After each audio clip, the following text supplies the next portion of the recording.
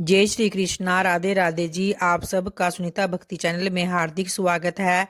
आप सुनने वाले हैं इस वीडियो में पौष मास के कृष्ण पक्ष की कथा, जिसमें भगवान श्री सूर्यदेव की स्तुति तथा उनके अष्टोत्तर शतनामों का वर्णन किया गया है। तो आइए आज की कथा को प्रारंभ करते हैं।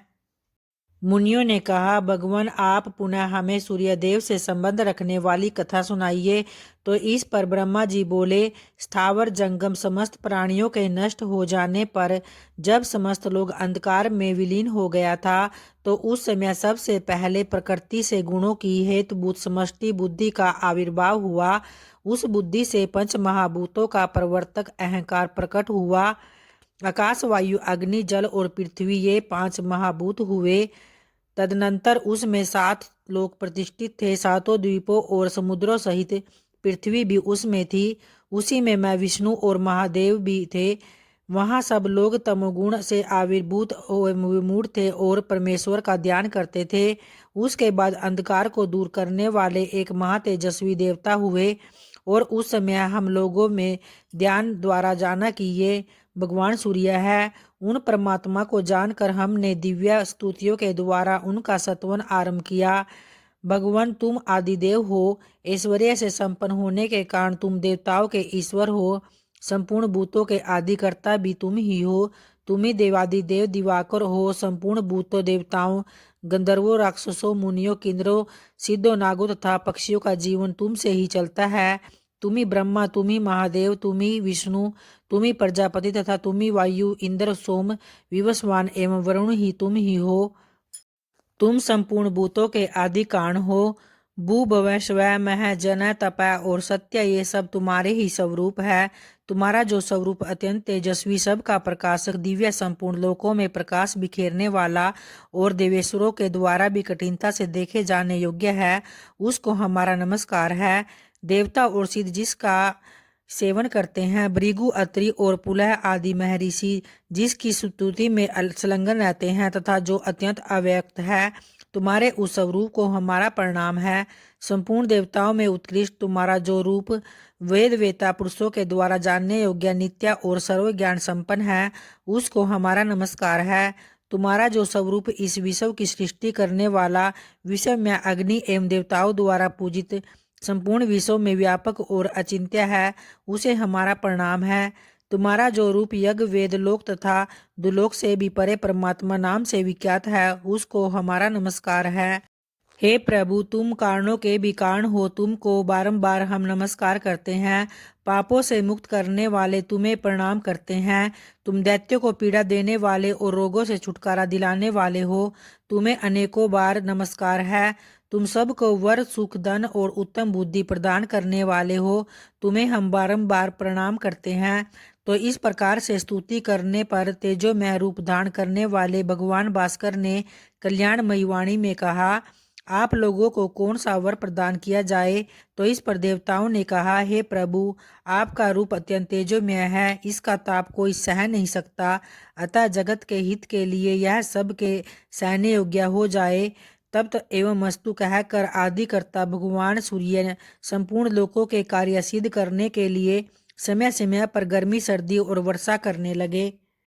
तो उसके बाद फिर ज्ञानी, योगी, ध्यानी तथा अन्याय मोक्षाभिलाषी पुरुष अपने हृदय मंदिर में स्थित भगवान सूर्य का ध्यान करने लगे।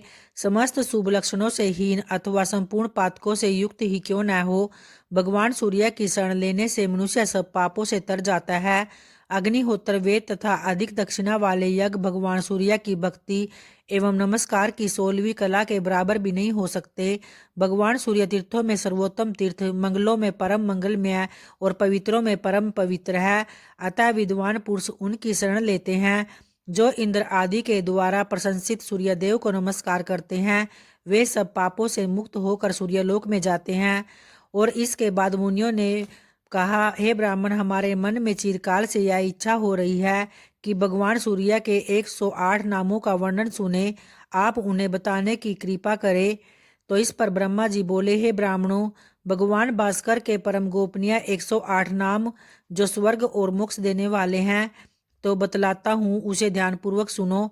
ओम सूर्य अर्यमा भग त्वष्टा पूषा अर्क सविता रवि गवस्तिमान अज काल मृत्यु दाता प्रभाकर पृथ्वी आप तेज वायु प्रायण सोम बृहस्पति शुक्र बुध अंगारक इंद्र विवस्वान दितांशु सूचि सौरी शनैश्चर ब्रह्मा विष्णु रुद्र स्कंद वैश्रवण यम वैद्युत अग्नि जठराग्नि इंदन अग्नि तेज पति धर्मध्वज वेदकर्ता कृत त्रेता द्वापर कली श्रवामाश्रय कला काष्टा मुहूर्त सपा याम षण संवत्सर अश्वत्थ काल चक्र पुरुष शाश्वत योगी व्यक्त व्यक्त सनातन कालाध्यक्ष प्रजाध्यक्ष विश्वकर्मा तमोनुद वरुण सागर अंश जीमुत जीवन अरिहा भूताश्रय भूतपति सर्वलोक नमस्कृत स्वष्टा सर्वर्तक अग्नि अनंत कपिल भानु कामद सर्वतोमुख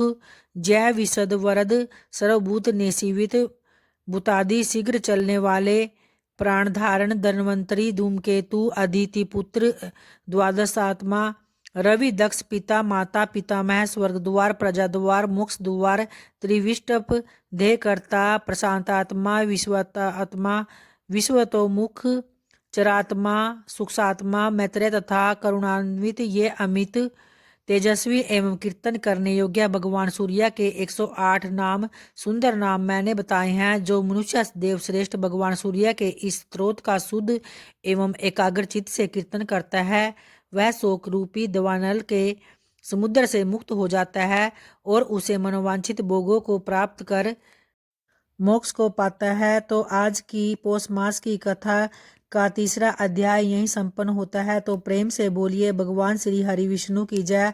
और अगली वीडियो में अध्याय चौथे को कथा को प्रारंभ करेंगे।